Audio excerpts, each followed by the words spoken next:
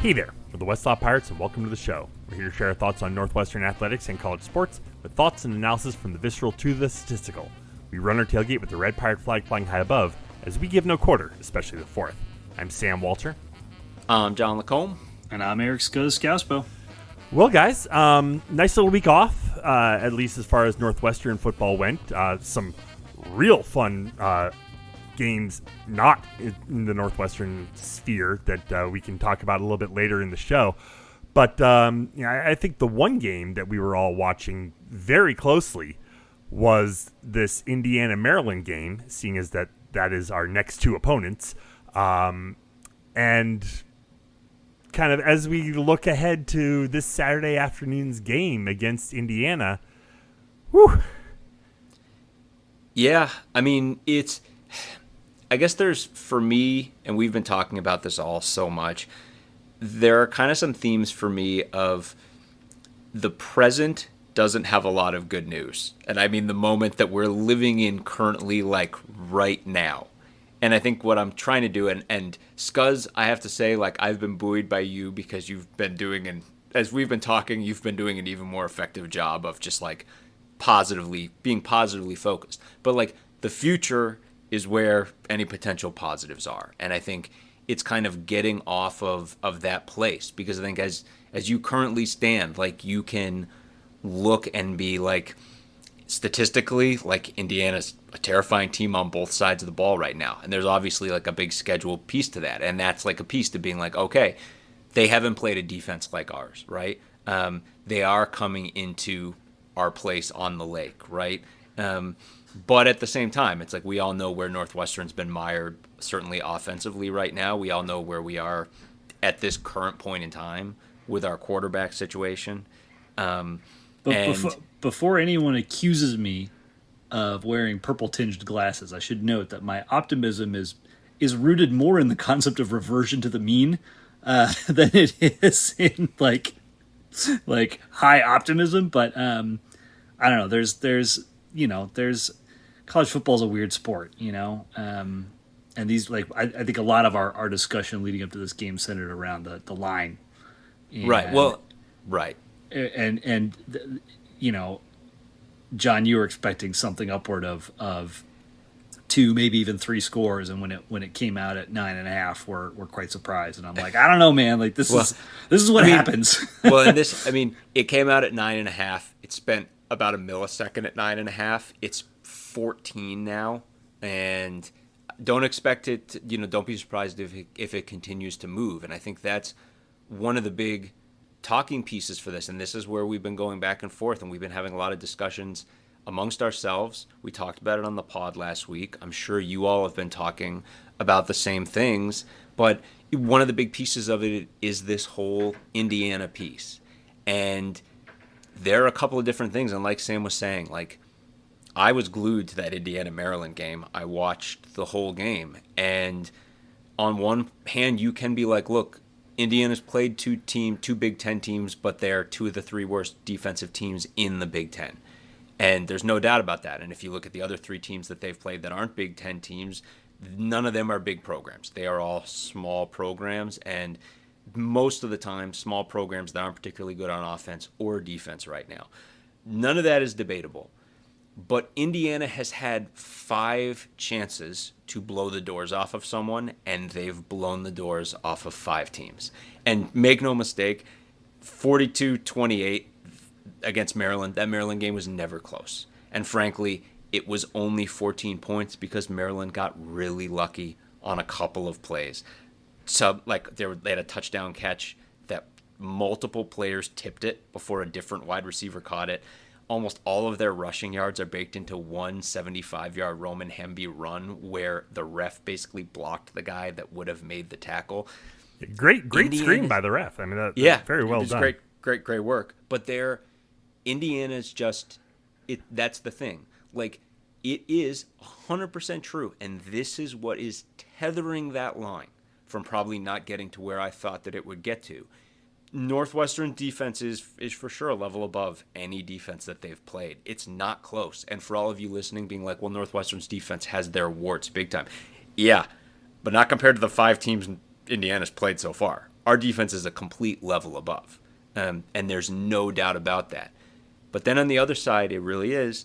This is an Indiana team that right now is in a place record-wise that Indiana hasn't been since 1968. They are led by a coach we all thought would be an awesome coach. We just didn't think it would happen this quickly. And they have made almost no mistakes. Those 2 Rourke interceptions at the beginning of the Maryland game are like the exception that proves the rule. Indiana's basically played clean, lights-out football for 5 games. And that's what we're going to have to deal with. Right, so regression to the mean. I mean, sure. I mean, that's, I like it. I like the framework in that way. I think, and I know, Scuzz, you and I have been going back, not back and forth on this because everything you're saying is true.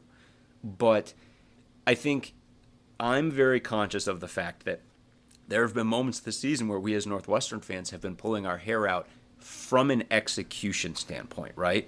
And even in the Washington game, there was certainly a big piece of, oh man, this team in terms of talent has talent at a couple of positions that is well levels above what we have seen so far this season. But we're all well familiar with those seasons where we're like, oh my gosh, we're just getting road graded, right? I mean, especially like in the dark ages, right? 10, 15 plus and beyond and decades beyond of times where we're like, oh my gosh, we're just getting plowed. Whereas the Washington game was the Duke game blown out to a whole other level where time to time we're just sitting there being like, what are we doing? Why can't we execute, right? And that makes me very conscious of being like, here's a team Indiana that has done nothing but execute. And yes, no doubt they should be the better of those games, of the better team in all 5 of those games, but they've been lights out. And that's, again, like, we're a team trying to get screwed in the right direction. They're a team that's just been that way from the jump. And I would love this regression to the mean argument. I would love that to mean that they are about to come down to earth and our defense is going to be the thing that's going to drag them back down. But I want to pay them the full respect of being like, we have been mired in these execution issues and they ain't had none of that. Well, let me just real quick say it's two-sided regression, because a piece of it certainly is that, you know, Indiana, nobody's punched Indiana in the mouth yet. Whether or not we can punch Indiana in the mouth is another question. And we've got to see a whole lot of stuff, especially from our offense, to know if we can do that. But that's only half the equation. The other half of the equation is that what we saw on the field against Washington, I know we're better than that. And you've got to think that the team has improved. Lausch has improved. Like just two weeks of being able to teach and get healthy and focus and emphasize this game and execution, everything else. Like, that's not there's no guarantees there. They might come out and look like dog shit again. That could happen. I just don't think it will. I don't think that Washington game was reflective of who this Northwestern football team is. I think it's an extremely difficult environment, a place we've never been to before. Cross-country travel in the Big Ten has been a thing to date. We're going to see how Michigan looks in Husky Stadium this weekend, which will be, I think, pretty interesting. But, you know, that Washington team went out to Rutgers and did exactly what I'd hoped we could do to them. And Northwestern wasn't up to the task, but there's regression on both sides, and I'm not. I think my general premise, as we've been talking about this game, is that I don't think this is a 2-touchdown. I mean, they could win by 2 touchdowns, but like setting the line at 2 touchdowns, I expect, if anything, for that number to come down as we approach Saturday, as the sharps jump in looking for value.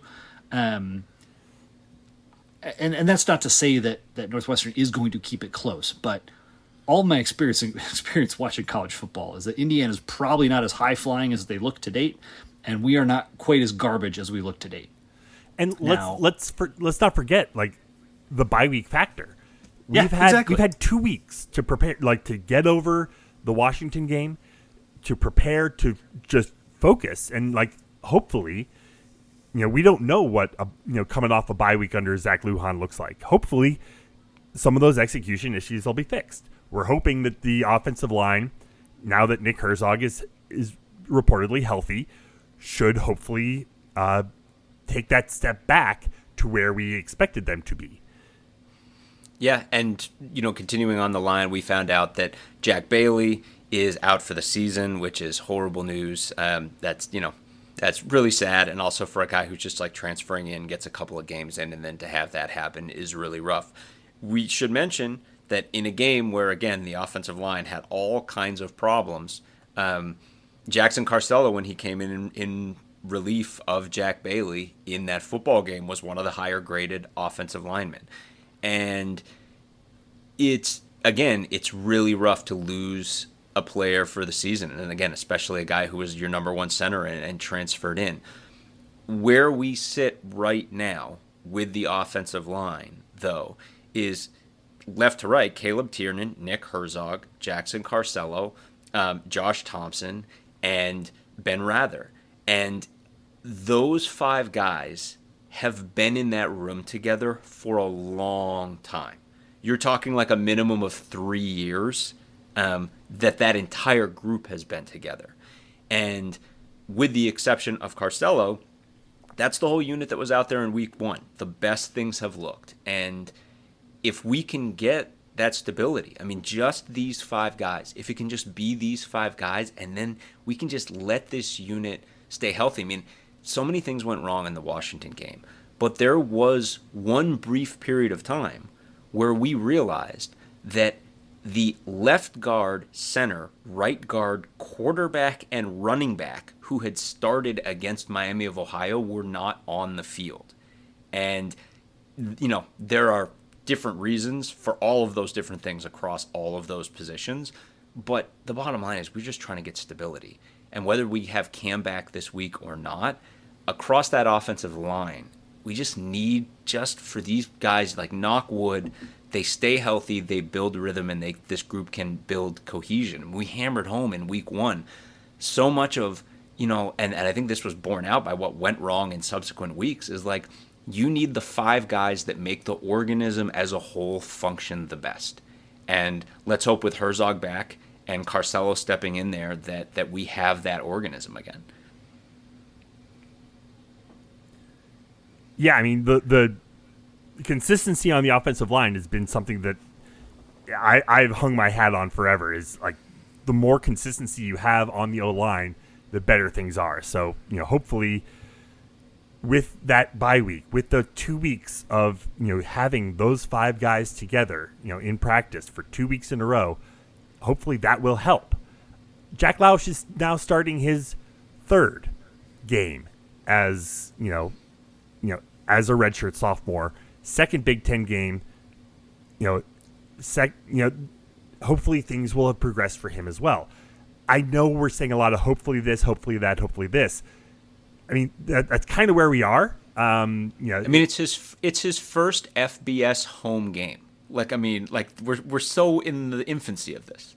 Yeah, and I just going back to last weekend, and we didn't harp on this because it wasn't about the excuse. You could see Lausch out there struggling to read the defense, struggling to be decisive, struggling to go quick. John, you cited the stat, half a second slower getting the ball out than Ben Bryant had been. There was those, I think, at least 2, maybe 3 plays where you saw him cock his arm back and start to throw, and it was not a pump fake. It was him, just his lack of confidence and indecision in the moment. And it's funny, like, you heard the announcer during the game being like, man, I get it, you don't want to turn the ball over, but at a certain point you got to let it rip and drive the ball down the field. And to hear David Braun in the press conference today talk about, the thing we focused on with Jack is valuing the football. It's not about protecting the football, never turning it over. It's about valuing the football, and that includes making the right read and making plays and making throws. I thought that was a really healthy kind of like middle ground between no turnovers at all costs and gunslinger, let it rip. So somewhere in the middle. And you look, it is possible that the rest of the season is a train wreck and Northwestern face plants, so we don't win another game, and we're starting from square zero at the end of the season with new coaches and players and gosh knows what else. Like that's a possibility, right? Just go look at Florida State and what they're dealing with this year. That could happen. Like that's not the possibility that we're going to entertain or focus on, because that would be a miserable conversation to have. And again, yeah. So Sam, you're right. The hope, what we expect, what I would have expected of any coaching staff going into this break, is to identify, all right, here's the 5 most important things that we have to improve on to get ourselves out of the gutter. And they're not going to be perfect. They're going to make mistakes, but the proof's in the pudding. Like, if we're any good, we're going to see some of those improvements. And the kids on this team are of high character and working their asses off, and it'll be fun to see them out there. It'll be fun to see them at home, not having to be in that difficult environment, not being cross country, getting to wake up, their typical routine, etc. And pretty excited to see what the Lakefront Stadium is going to look like for a Big 10 game too. Yeah, I mean, to sum up everything you were saying, and we were talking about this earlier, I mean, if you're looking for the counterpoint, aside from, again, the fact that it truthfully is true, and we can, we'll dig into it, our defense is, by a good degree, the best defense Indiana has faced this season. In the front 7, it's not even close. But the other piece of it is just simply, what if Jack Lausch just gets better? And I don't mean like, what if Jack Lausch figures it all out and goes off? What if he just gets better? Like, he was 8 for 27. Nothing worked for him. What if he just takes steps, What if he just clearly is a better quarterback? And we're all walking out being like, oh, clearly, you can see it. You can start to get, I mean, I feel like we've talked about this game before, and I can't remember if it came up during the post-EIU conversations we had about Jack Lausch. But I remember the beginning of that year where I think it was C.J. Bechet, Andrew Brewer, and Mike Kafka were the 3 competing quarterbacks.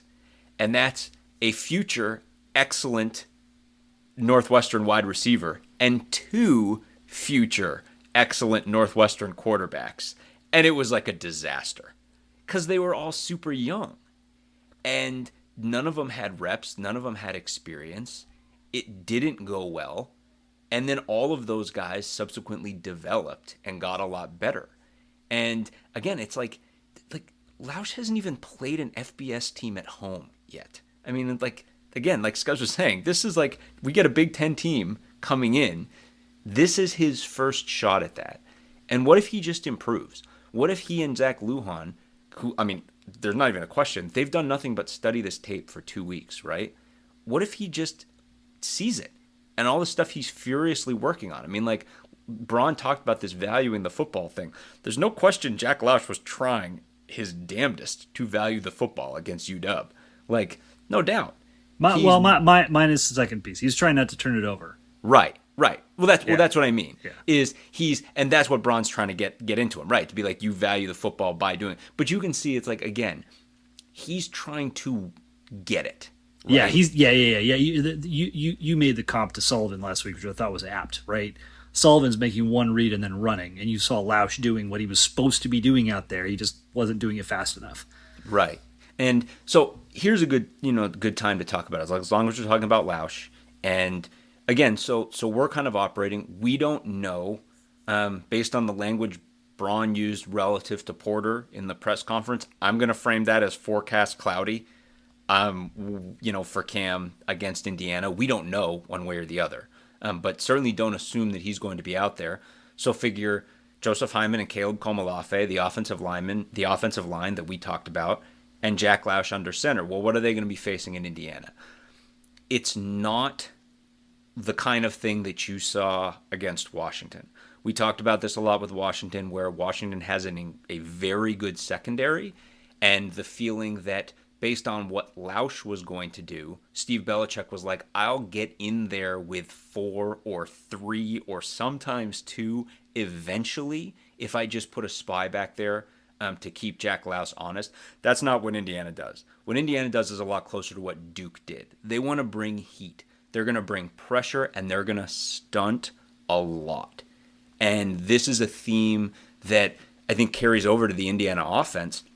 But if you're looking at Indiana and being like, well, do they have someone like a Denzel Boston, right? Or a defensive equivalent on the other side? Just like, who are their like game wreckers? They don't have a lot of guys like that on either side of the ball. What they do have is guys who are really solidly, thickly built and are playing really good football right now. They have a couple of those on offense, but on defense, the guy to highlight is James Carpenter. James Carpenter is one of their defensive linemen. He's not a big dude. He's 6'2", like 285, but he had 2 sacks against Maryland because they stunt him like crazy. They are crisscrossing their defensive linemen all the time. And that's while they're bringing one blitzer or dropping a guy into zone, like a defensive lineman dropping into zone. They want to roll a ton of guys up to the line of scrimmage, make you determine who's coming, and then they're going to stunt guys. And it's all, again, you've seen Manny Diaz, you've seen Duke, like you've seen Penn State. That's the kind of stuff that they try to run. And it's a lot for an offensive line to deal with. Like it's just... it wasn't just that they got 5 sacks against Maryland. Maryland's offensive line, I mean, they had 10 team penalties in that game. The guards alone were like half of them. They were just underwater.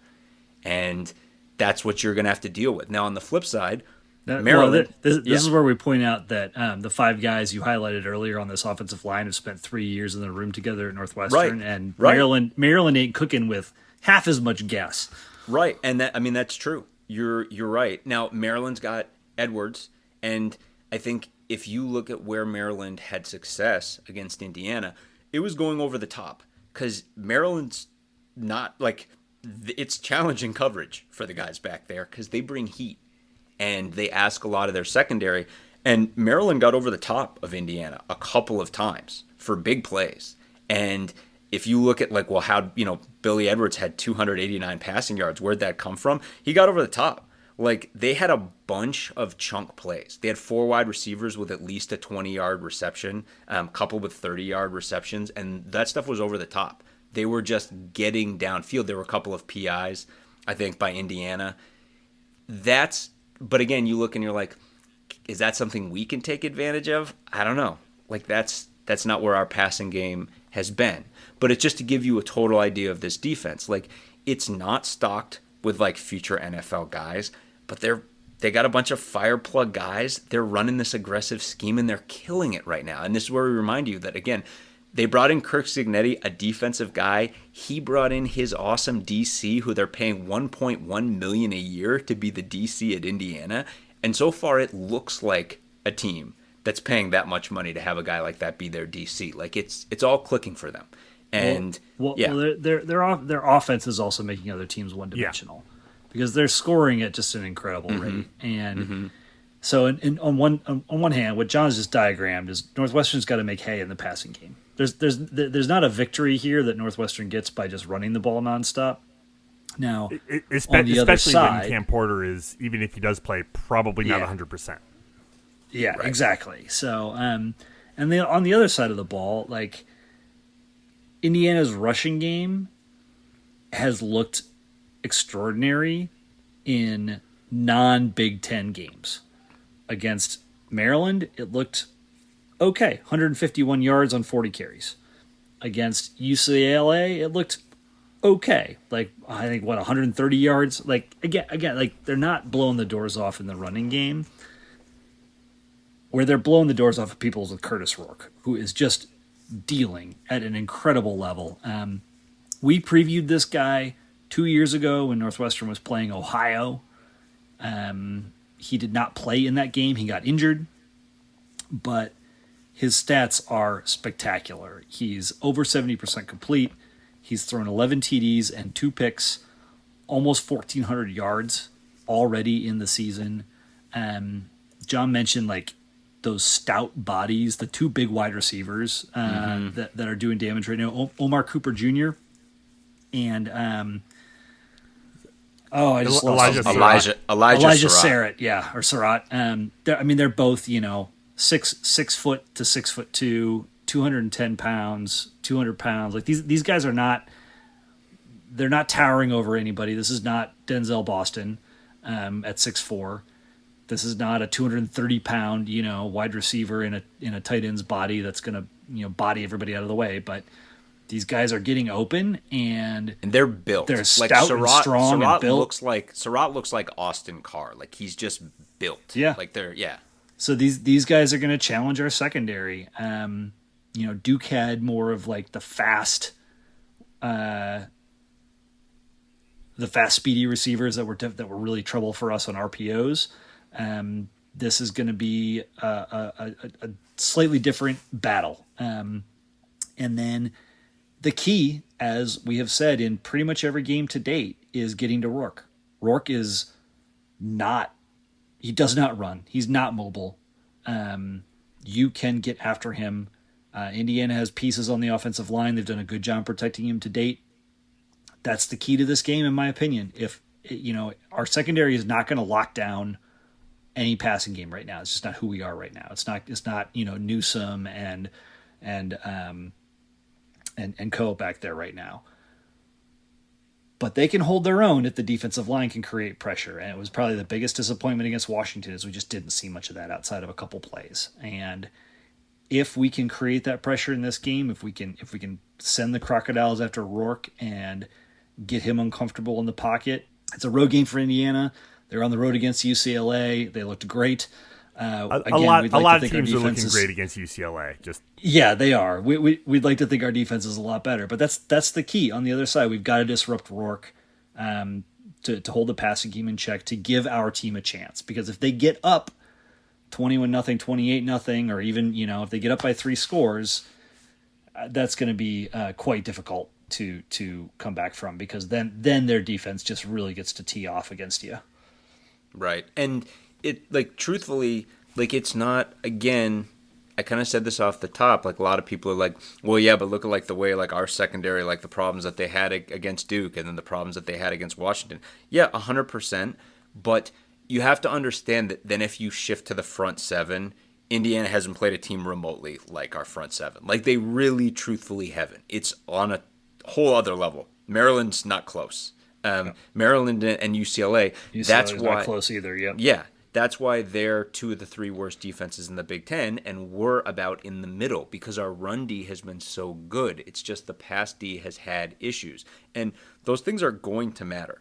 And it is true that Indiana's offensive line, which again has played clean, smooth football like the whole rest of the team so far this season, they haven't seen a pass rush and they haven't seen an overall quality of a defensive line like the one that we're going to be rolling out. I'm not saying that is where all the answers are, but that's the truth. I mean, if you're trying to find ways to close this gap and find a path to victory, finding a way to get a pass rush at a level that Indiana hasn't seen so far this season is going to be a big part of it. But again, it's there. I think we all above everything are looking for progress right now. Yeah, for sure. Because Indiana, at the end of the day, it's hard to say. They we always talk about ceiling and floor in the middle of the summer. Their ceiling right now is 11 for sure. The way people were talking, and Stuart Mandel today was this team could win 10 games, and the game he's leaving out as 11 is Michigan. Have you watched Michigan play this season? Yeah, a home game with Michigan, who can't throw the ball. If you tell Indiana they can play Michigan tomorrow, they're rolling out for that. So I mean, it's Indiana's played really, really well so far, and they're looking at their schedule and they're saying we've got 9 wins on this schedule anyway. And again, brand new coach, everything's clicking for this program right now, and that's what we're up against. But you have to look past this and be like, this Maryland team that looked hella mediocre against Indiana, they're on deck next. We play them the Friday after we play Indiana, right? And then Wisconsin, Iowa, Purdue. These are not good football teams. Purdue just fired their offensive coordinator, okay? Maryland has real pieces with the way Edwards has been throwing the ball this season. They also have a really bad defense, and their offensive line played horrible football against Indiana, right? Wisconsin, honestly, if you put any other jersey on that team other than a Wisconsin jersey, people just assume they're one of the 2 or 3 worst teams in the conference. Like, that's the kind of football that they're playing this year. Anyone box score watching their game against USC was like they got lucky with a couple of extraordinarily lucky early on in that game, and then USC blew the doors off of them in the second half when the luck ran out. Right. And Iowa, they're like the book on Iowa this year is like there's a solid 85% of same old Iowa in that playbook, but their running game is better than it's been over the past couple of years, and their defense is a little worse than it's been over the past couple of years. And wouldn't you know it, running is the one thing, as we're all familiar. Our team's basically built to play Iowa, right? Those are 4 games in a row. That's the meat of the schedule. Regardless, like, throw out anything you think about the Washington game. If Jack Lausch improves and we just execute better, not perfectly, just better, we're in all 4 of those games. And they all come in a row, and they all come immediately after Indiana. So what we're looking for in this one is progress, upward mobility, right? Where can we see steps? Who's getting better? How are we moving in the right direction? And you know what? If the stars align and we do pull Indiana down to earth in this one, then we're all going to celebrate like crazy. But you have to be looking at the stretch that comes right after this and how we're positioned for that stretch. Yeah, it's really all about, like you guys said, progress. Even again, look back to last year when it went win-loss or loss-win, loss-win, loss-win until we got on the roll as the season went on. So far, it's been just the same thing: win-loss, win-loss, and here we are. So I'm not saying like we're going to come out and we're going to beat Indiana because the pattern is there, but like, let's see some steps. We saw Jack Lausch have a great second half against EIU. We saw him struggle on the road in a very hostile environment in Seattle. It's coming home. It's going to be a friendly atmosphere. The students are back in full force. I mean, we saw a bunch a couple weeks ago, but even then, that was still prior to all the students being back on campus. Classes have started. Things are rolling. Let's see those students roll out of bed, enjoy themselves for a little bit on a Saturday morning, and then head over for a 2:30 kick on the lake. Let's see. A lot of y'all might be mad about this team coming off the Washington game and the Duke game. A lot of y'all might be mad. Y'all better not have sold any tickets to IU fans. Damn straight. I'm just going to put that out there right now. Yeah. There's another thing, too, and you guys, we were talking about this off pod, and you guys both brought this up, and it's totally true. The math doesn't exactly add up, but 3.5 games into last season, at the halftime of the Minnesota game, we were a team that couldn't get our offense screwed on straight, that looked like we weren't going anywhere particularly good, and basically had one win over UTEP that everyone very much celebrated at the time that it happened. That was all we had to hang our hat on. And then beginning with the second half of that Minnesota game, that was a special football team for the entire rest of the season. And that's a big thing to remember, is if there's some moment where things flip the switch, I keep coming back to, again, the simple phrase, what if Jack Lausch just gets better? He should. He was 8 for 27 on the 8 for 27 on the other side of the friggin' country in his first FBS football game. What if he just improves like he's busting his ass to do, right? And then things start to click. And then in hindsight, there's a moment we all look back to where we're like, oh man, that was the moment when it changed. Well, hey, like, why not now? Why can't it start against Indiana? And why, and speaking reasonably, why couldn't there be a situation where we don't get the win that we're looking for against Indiana, but we walk away saying, hey, we took steps, upward direction. Now let's go get Maryland on a Friday night, right? Like, that's a reasonable goal. For sure. If you or a loved one is seriously injured by someone else's negligence, hire Kent Simpson of the Simpson Law Group. After over a decade prosecuting murder cases in Chicago, Simpson opened his own firm focused on wrongful death and personal injury cases. He specializes in car, truck, motorcycle, boat, and other transportation accidents, as well as construction accidents, medical negligence, slip and falls, product liability, and more. Millions recovered for clients. No fee unless he wins. The Simpson Law Group, compassion, empathy, and vigorous advocacy. Go to simpsonlawgroup.com or call 312-332-2107 for a free consultation, and go Cats. Shall we take a look around the rest of the conference this past week? I mean, there was some fun games going on. Yeah, I think for once, at least within the Big Ten, things pretty much went the way we thought they were going to go, like across the board.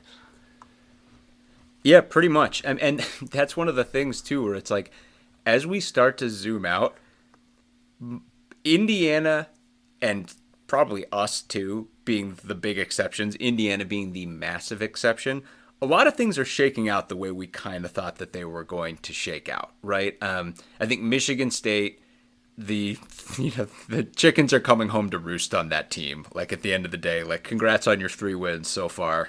Glad that worked out for you. Oregon is waking up. Illinois, look, obviously, what do you have to say about Illinois, John? I'm preaching to the choir here because you're all Northwestern fans and you all hate Illinois, but their hallmark wins are. So Kansas at the time was a huge win for them. Kansas is currently 1-4, and their only win is over Lindenwood, an FCS football team. Kansas is a mess right now. And then they played a Nebraska team that, again, this is kind of where Nebraska is right now. They're clearly one of probably like the 5 or 6 most talented teams in the conference. And just on offense, they just don't get it screwed on correctly. And that certainly happened against Illinois late, and it sure as hell happened against Purdue early, where they were basically batting the rabbit around for an entire half. Well, I'm sure 3 Nebraska quarters. fans It was 7-3 after 3. Yeah. I mean, right. I mean, Purdue's offensive numbers were so absolutely horrific in that game, and yet they were within 4 entering the fourth quarter. But the point being about Illinois, they're for sure better. There's no doubt about it. Their defensive line is better, and Altmaier is better. But we still don't know exactly what's here. They didn't really do much of anything against Penn State. That score is a lot closer than that game played out. Penn State missed 2 field goals. Right. Illinois really just was not in it at all, albeit early on. Drew Aller did not look good, and that might just be a problem that Penn State has going forward. Right, correct, yeah. But Illinois, they struggled to run the ball, 1.1 yards per rush.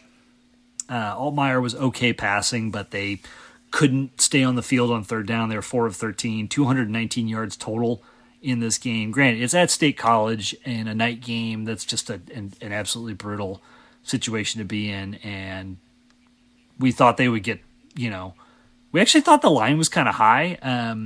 It was 18 at the time. They ended up keeping to a 14-point game, but could have easily been a lot worse than that. Yeah. Sadly, it didn't go to 12 overtimes. Bummer. I'm not sad. The Michigan-Minnesota game. Yeah, let's talk about that. Well, I mean, obviously, the whole onside kick play, which is, it's crazy. I know Scuzz believes that the lineman, from his point of angle, maybe the guy's off. Either way, the Big Ten announced today. So here's my question. Does your foot need to be over the line? Or if your body is hanging over the yard line, are you offsides? I think it is your body. But what Chris Peterson in the postgame made the point that he's basically like, if you start running tape on this, it's like catch as catch can on every single kick. And that they're... Okay, so you're saying like that this was a maybe the letter of the law, but or extremely ticky-tack from... Right, exactly. And being like, look, if he's even, you swallow the whistle. And the Big Ten announced today they changed the policy. Like, they actually changed the way that they are going to officiate and review these plays. Which is telling. Without admitting any fault, but they announced that they're changing the procedure. But, I mean, regardless, I think the larger framework of the game, right, is everyone came away. It's not like everyone, on one hand, a ton of people were like, man, Minnesota lost a chance to win the game. But the narrative of the game is very much like Michigan should have lost this game because they are playing crappy offensive football right now, and that's 100% Wow. true. I mean, the longer view of it is what's ironic. All those Minnesota fans turned around and watched the opposite thing happen on Sunday, because Michigan was up big in this Yeah. game, and then Minnesota stormed back in the fourth quarter. Right. And the Vikings, kind of same thing happened with Green Bay. A couple things go wrong, and you take your foot off the gas, and then all of a sudden you find yourself in a dogfight, and you're trying to get back up off the mat. And I think if Michigan had not let up, they would have won this going away. But Well, the funny thing is, the character of their team right now is so Iowa of the past 2 years. 1,000,000%. Their defense is unreal. Like, Minnesota's whole thing we've said is like Minnesota's thing is Darius Taylor. Darius Taylor had 13 for 36 in this game. Brutal. Yeah, and I mean, like, 2 touchdowns, but they were just forcing it. I mean, Michigan's run D is sweet, and Michigan can kind of run the ball.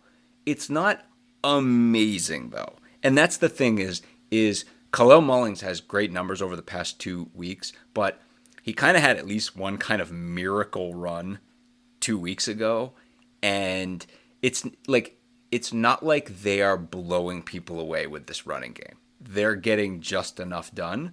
But when you factor in the fact that they literally can't throw the football, it's there. I mean, again, I'm like, there's a lot of teams that, well, again, Michigan is so far in the future for us, and again, their defense is really stout, and like Banged up though, really banged up. They have a lot of guys out on injury. Their top corner, I think, their top linebacker went out during the course of this game, so that was a factor in Minnesota's comeback as well.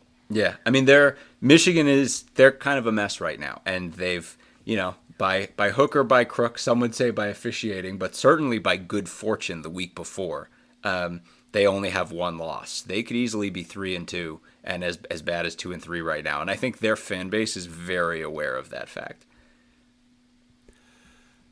Before we look ahead to this weekend's slate of games, anyone want to talk about any of the other games around the country that?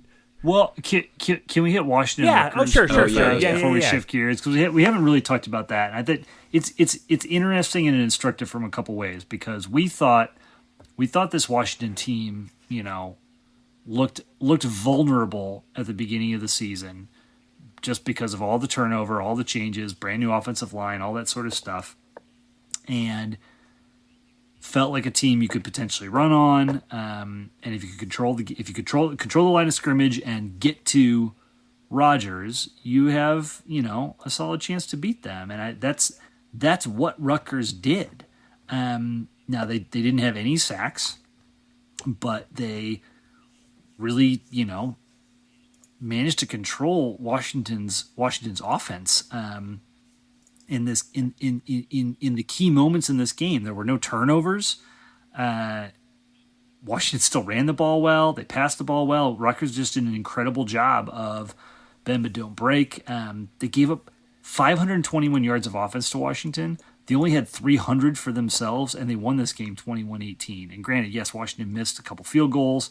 Only had 6 penalties for 69 yards instead of over 100 yards of penalties, but I don't know. This is it's interesting in two ways, because one, we thought Rutgers might be able to get the measure of them, and two, statistically, Washington still looks like a really good team that is struggling to put it together, and I think that's a little instructive for me on what we experienced playing them in their home stadium. For sure, I think the other thing too is Washington won a close game. Rutgers won a close game against Washington. Remember we said in the summer about Rutgers, they've been doing this. They won a ton of close games last year. Last season and this season, if it looks on paper like Rutgers can win a game, Rutgers tends to win that game. And the other thing, at the end of that game, as it looked like Rutgers was going to salt it away, the announcers literally said, at the end of the day, Rutgers can play defense and they can run the football, and that's exactly what we said in the summer. Yeah. Rutgers can run the football and play D, and a ton of teams in the Big Ten can't do both of those things. And yeah, Rutgers they're tough. they're 4-0, and they're like in Indiana. Like those teams have different characteristics. They have a different character to them, but again, we thought Rutgers was going to do well this season, and they're not throwing anything on that. Another game happened Friday night. Want to talk Vatech Miami? Yeah, I mean, like, it was a crazy. The It was ACC, fun. I'm just not Like, interested. But it was, sure, It was a fun game that had a insanely crazy finish. But Yeah, I found out about that like after the fact. We were watching Wild Robot at the time that was going down, or just before it. So like I kind of came in and tuned in on that and was like, wait, what happened? And at the end of the day, like I know I kind of agree with the overturn, but it was a crazy game. For me, it's hard not to get pulled into the narrative of like Miami is so owning the state of Florida right now that it's like they're living just a charmed life, and the way that final play worked in their favor, I suppose, is just like indicative of that. But I mean, Cam Ward he's real good. Like they've got their guy for sure, and they can put up points on anybody. Well, you alluded to it, and I alluded to it earlier. Florida State lost at SMU 42-16. I mean, wow. It's the I was gonna say there's a lot of like, DJ Uyunglele is now injured and he's got a broken finger or something. He played this entire game. He threw 30 passes. Yeah, this is not a starting quarterback goes down and the team falls apart. They're awful. With all due respect to Cal, whose Twitter troll game has been unbelievable, and who is going to be hosting game for the day. first time. Good for them. That's awesome. Yeah. With all due respect to them, that's a bad loss, Cal. That's a bad loss. Indeed.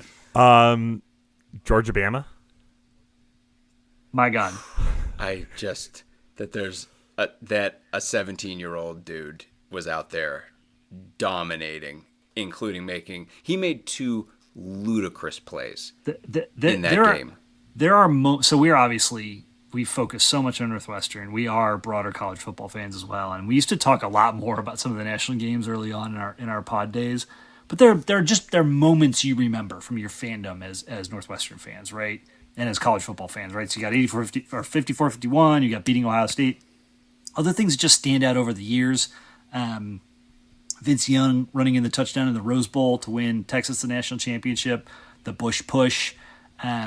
For me, like the pass that Tua made to win Alabama the national championship over Georgia a couple of years ago to kind of storm back in that game.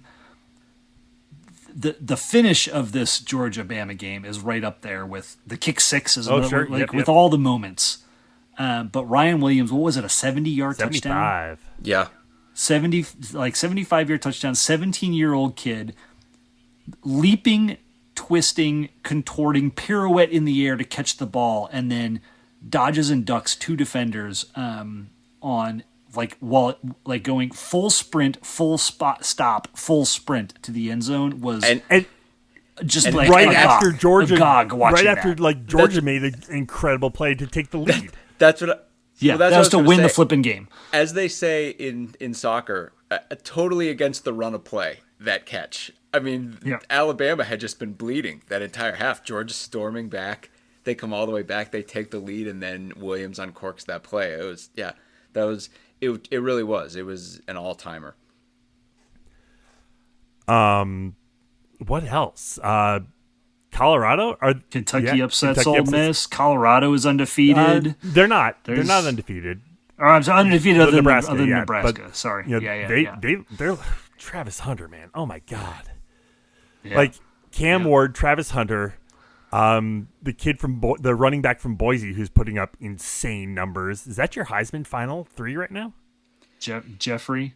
It's funny. There's a bunch. I saw a list of like 10, 15 guys that I think Connolly put up, and I was stunned that Rourke wasn't on there because, with all due respect to the quarterback we're about to play, he's done nothing but light it up. And he's still moving into conference play, but there's a group of guys who hasn't played anyone. Gotta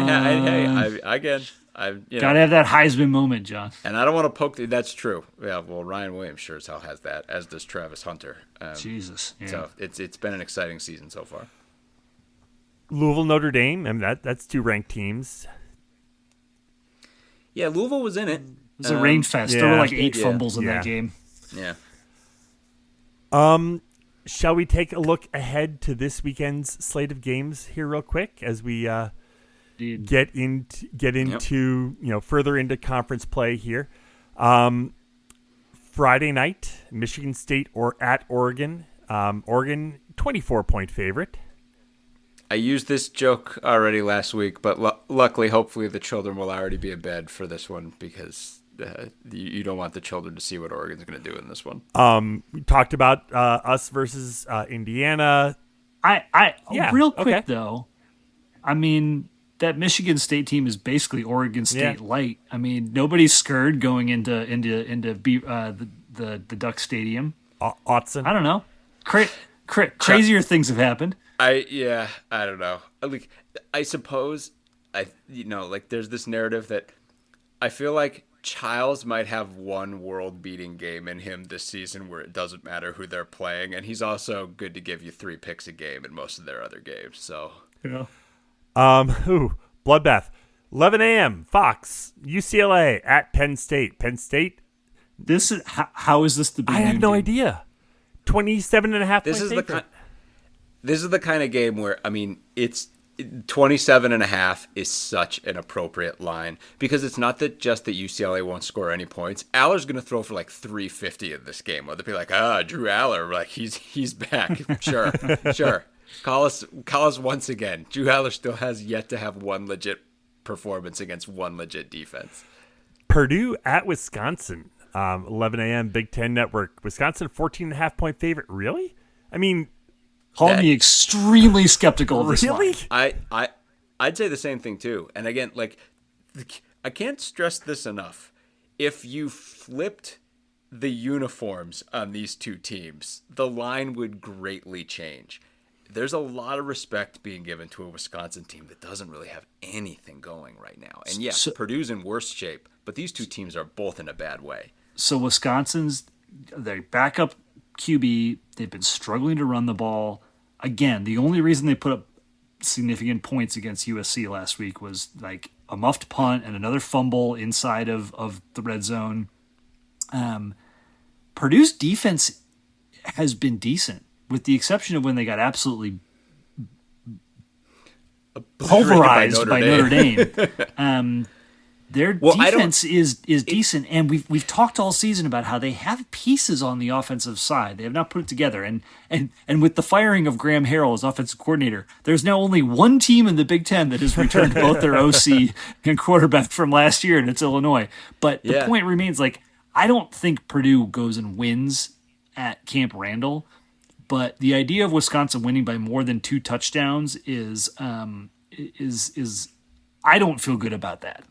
Yeah, well, I think the other thing, too, is if we go back to our summer previews and looking at these two teams, if you look at where they are right now, the one that probably surprising us a little bit is Purdue because we thought they'd be a little more plucky than this. This is basically where we thought Wisconsin would be. We didn't know they were going to lose their quarterback, but Wisconsin wasn't in a good place coming into this season. Yeah. We expected them to get rolled by the two teams that have rolled them, and that's just where they are. Well, that's a commentary on their defense, not their quarterback, right? Mm-hmm.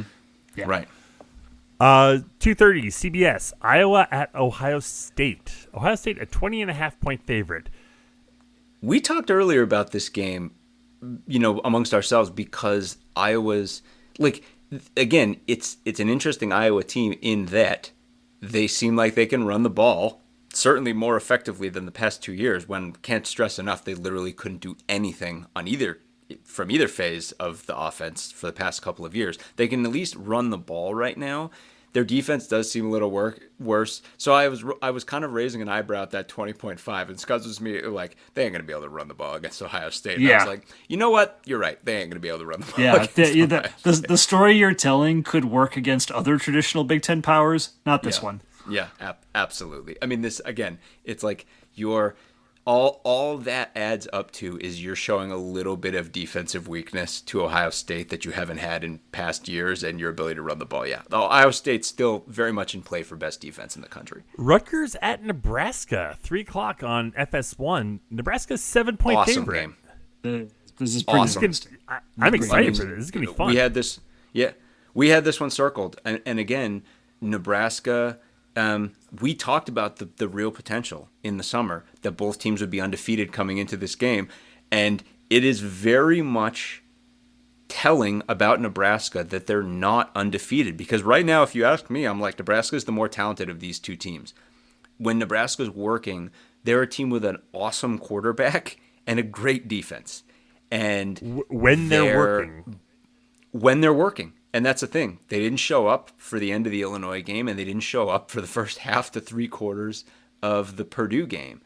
And so, I mean, I love it. I love where this line is. I think that's pretty respectful of a Nebraska team that's at home. But, I mean, again, from a narrative standpoint, there are, one of these teams is going to be in really good shape coming out of this one. I'm just curious, Sam, if you have a rooting interest in this one. I don't know which team you'd like to have 5 wins coming out of this one. I don't know if you have an opinion on it. I'm pretty sure he's going to say Rutgers. 6:30 on NBC. Michigan at Washington. Washington, a 2.5-point favorite. This is the one I'm most interested in this weekend because, Michigan. So Michigan's number 10, which bizarre. I mean, that is a very much that's a laundry ranking.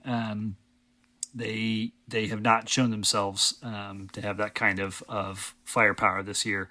They're pretty banged up on defense. I think that's going to be a major problem for them. If their top corner remains out in this game, that's going to be problematic. And then they have 2 exceptional running backs and a pretty good O-line and a quarterback that has shown he can run and move the pile, right? So, like, they have a lot more to work with than Northwestern. But their passing attack is just as bad as ours. And I just think that they're going to hit a brick wall against the Huskies. And it's fascinating for the state of these two teams this year. It's fascinating that these two teams played in the national championship last year. This is a fascinating matchup on 7 different levels. I know. I'm fascinated. Right, these two teams played in the national championship game. One of them's currently ranked 12th, 10th. One of them's unranked.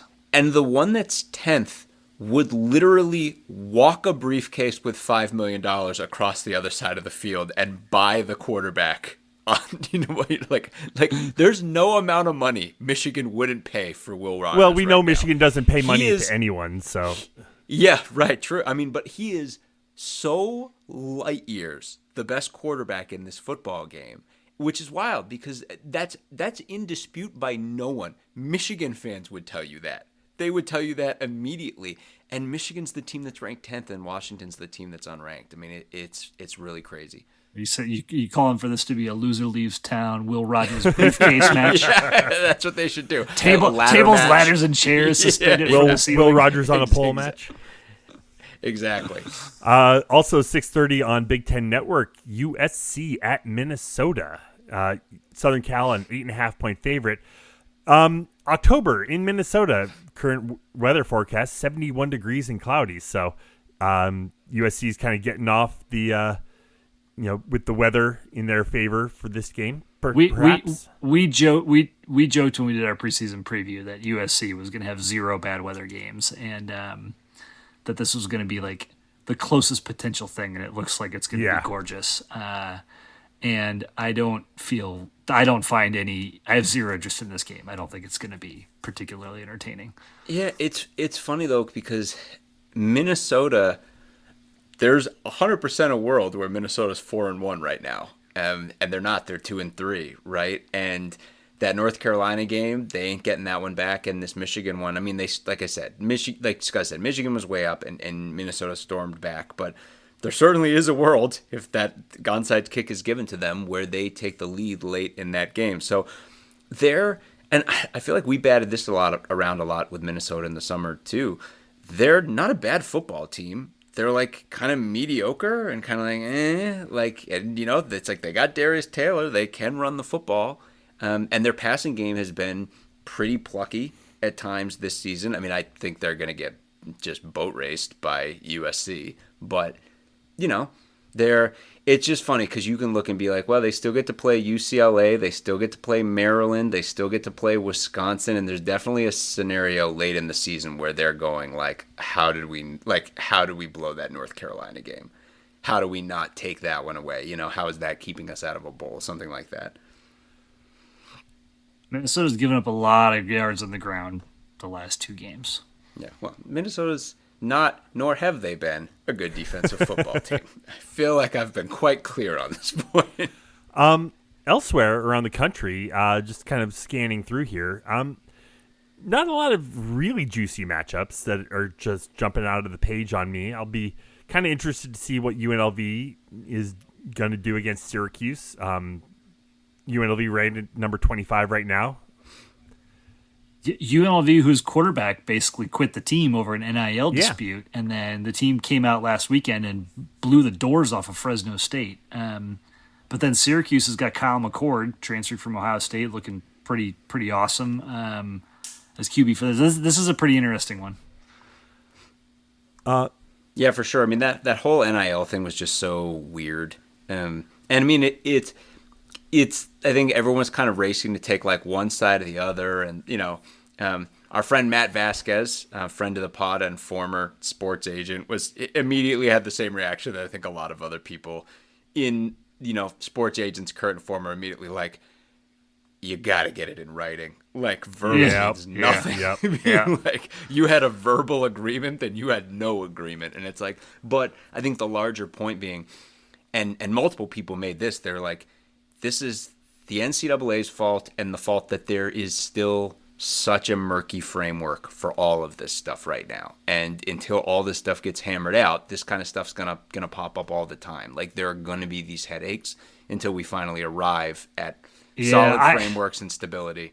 You're 100% right on everything you just said. I also hate that everyone is categorizing this and using this as like, oh, NIL, transfer portal, it sucks 100%, now. 100%. Gray shirting was a thing that was going on for years before this. And there were 17 other things happening before that. This is college football. In a 100%. Nutshell, it's shady-ass coaches doing shady-ass shit to get as many high-end players into their house as possible, and then they try to use those guys to win games and leave them on the doorstep afterwards. That is what college football has been for a bloody century.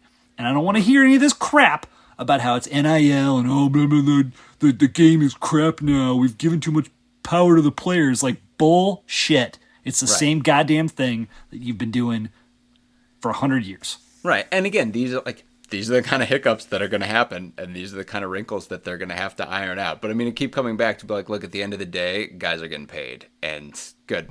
Gotta get some money. And you know what? Maybe this kid shows up at another school, signs another NIL deal, and, you know, is able to do something, make a difference for another team. Take over for Shador next year. yeah, sure. Sure. Then you know it's about the money. He's chasing that bag as Dion claimed he wasn't. Yeah, take over. It's guys, take over for Shador and play for what coach? Good point.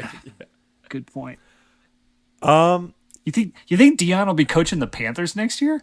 Oh God, I don't know. Who knows? What else is Navy and Army both undefeated? That's kind of fun. They're not playing each other, but Army playing Tulsa, Navy playing Air Force. I love me some option football. Yeah. So, have you guys seen the kickoff time for the game day game? Miami at 9:30 Central. 10:30 Eastern. Yeah, all the Miami fans staying up super late. I've loved too that Cal.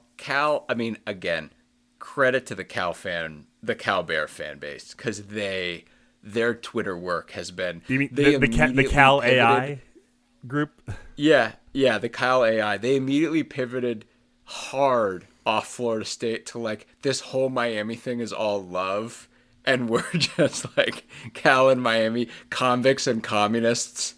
And commies versus convicts. Yeah, and all these pictures of like the bear and the ibis being like the best of friends and everything. It's great. Good for them. Miami's probably going to smoke them, but good for them. It's great work. Speaking of probably getting smoked, but Alabama let down at Vandy. Nope. No. Oh, let me stop you right there. Georgia is hosting a horrible Auburn team. Oh, Auburn. Sorry. Ooh, You will pay the ooh. price. Do you know what the line is for Clemson at Florida State? Oh God, I'm scrolling down. Guess. Not nearly as big as I would thought. No, it would only be. 15. That seems really light. Why? Didn't they just pound someone last week? Stanford. Oh, Stanford. Okay. Whatever. I know Florida State ain't winning. Tell you that. Well, DJ's not playing. Maybe they get better. Boy. I don't know. Maybe. He threw 3 picks against. He was 12 of 30 with 3 picks. But he has a broken finger. Yeah. I know. Yeah. Anyone else have Duke as undefeated, 5-0 going into the season? Duke. Now that took a miracle. They were down 20-0, I want to say, in that game. I think they were down 17-0 at the half and didn't really have much of anything going. And then got down 20-0 in the second half, and then came all the way back, 120. So I mean, they're doing it by hook or by crook. You're all familiar with the fact that they easily could have lost our game. They certainly could have lost. Half an inch knee away of losing to us. It's like one of our worst takes coming to the year was definitely that Miami of Ohio was a bigger concern than Duke. Yeah, it sure was. Yeah, Miami. I was kind of hoping to avoid that one, but yeah, Miami of Ohio is. It ain't. Miami of Ohio is an overtime win. They're basically one overtime play away from being 0-5 with a loss to UMass. And then It is really wild given how much they brought back from their incredible team last year. But I mean, it really looks. They're entering MAC play, and they look like they're going to face. I mean, like there are 4 teams on their schedule that look dramatically better than them. Yeah, and again, it's like we thought they were going to be way better. Like I'll take the L on that one, but like this was the preseason MAC favorite, and they're an absolute mess. And so, I mean, I don't know what's going on there. Maybe they figured out in conference they're more tested than anybody, having played us, Notre Dame, and Cincinnati. So, right. Any other games catching your interest?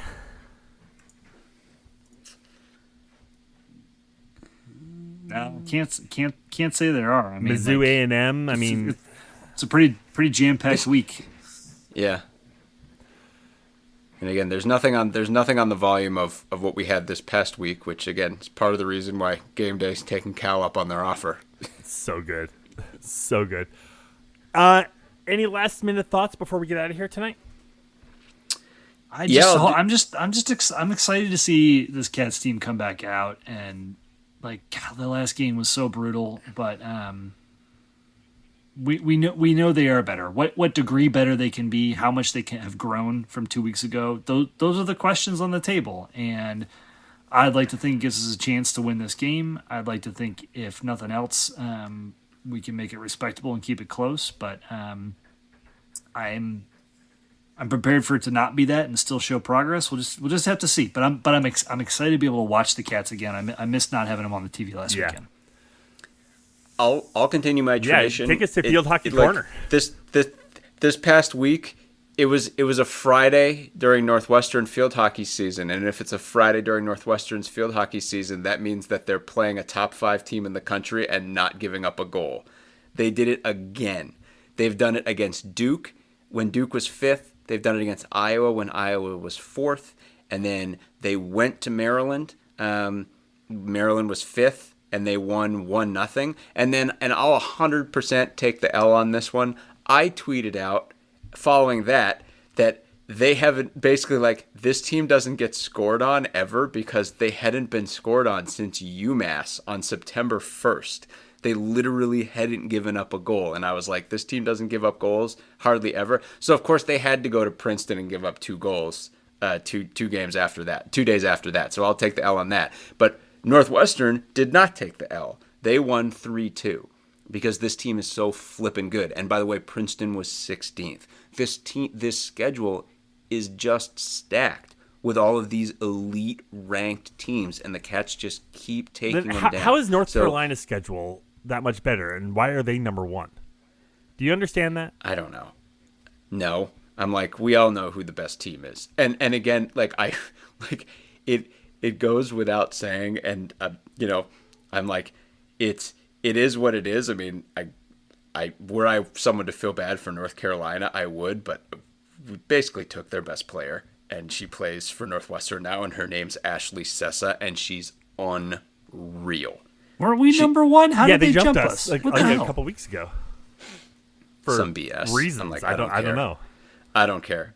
Northwestern's your number one team. And again, like with this team right now, and you can look, I mean, we've talked about like Lauren Wattis, Ilsa Trump, like the team OBC, the team goes on and on and on. There's so much talent. Maddie Zimmer, like, Olympians, multiple Olympians. And then Ashley Sessa, this like ascendant force who is obviously going to be, in the very least, in the conversation for best player, if not the best player in college field hockey for basically her entire time as an underclassman, and she's barely halfway through her sophomore season right now. They're incredible. They're an unbelievable team. So it's Rutgers this Friday on the lake. If you're available to get out there, get out there. It's at 3 p.m. on October 4th. And then October 6th, it's Penn State at noon. So, yeah, they continue on. So hopefully they continue their role here. Very excited for the tailgating situation this weekend. It's gonna be a lot of fun. Bringing the whole family to the game for the first time. It's gonna be a lot of fun. Yeah, that's gonna be great. And our daughter, who continues to be totally disinterested, she'll be entertaining herself in other ways. But my wife will be out, so it will very much be a family affair for the Pirates. Scuzz, wish that you could be with us. Wish that you and Robbie, who Robbie could not have been more well behaved that entire time. Just acquitted himself quite well between his interest and just generally occupying himself for the entire tailgate.